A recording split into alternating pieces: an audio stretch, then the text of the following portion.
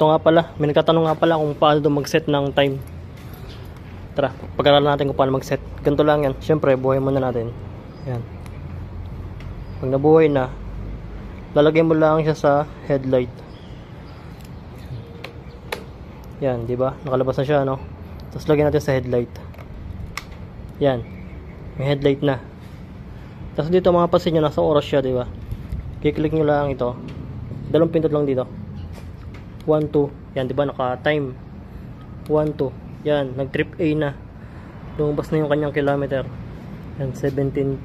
Ito yung trip A. 17 yung tinakbo ko kanina. Pag ginanto ko pa siya, yan yung time. Tapos yan yung total na tinakbo ko.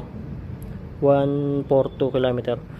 Gagawin nyo lang, dito lang, double click lang. Yan. Nabawa, double click. Yan. Yan, di ba yan? Double click, lumabas na yung time. Tapos pindot ka sa taas. Tapos, yan. Pag pindot mo sa taas, iilaw yung headlight. Tapos, lalabas na yung nagalaw na yan. Yan yung pwede mong i-edit yan. Yan, ito lang gagawin yan. Yan, binaba ko ulit. Nawala na yung headlight. Nawala na. Tapos bibilang na lang. Kiklik nyo na isa-isa. 1, 2, yan o, nagbabago na. Yan, i-break natin sa 14. Yan. Pag nagawa nyo na yan, i-click nyo ulit pataas. Yan. Okay na siya. Ayan o. Tapos ibabalik nyo ulit pa ganun. Lalabas na ulit yan. Yung kabila naman. I-edit nyo ulit yan. Ganun lang gagawin din. Dito ulit bibilang yan. Yan. Click nyo lang to hanggang makuha mo yung tamang oras. Tapos ibalik mo na ulit doon. Pag okay na. Yan.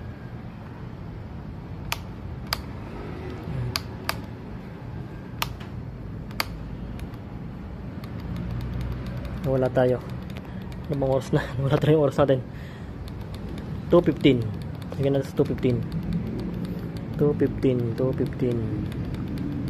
Yan o, ganun lang o. Hanggang maabot mo yung 2:15. Yan, okay na. Tapos break natin. Tapos yan, okay na yan. Set na. Nakaset na. I-click mo lang ulit sa taas. Tapos okay na. Okay na siya. Yan, ganun lang. Yan. Tapos pwede mo ulit patay ng headlight. Yan lang guys. Sana natandaan nyo. Alright.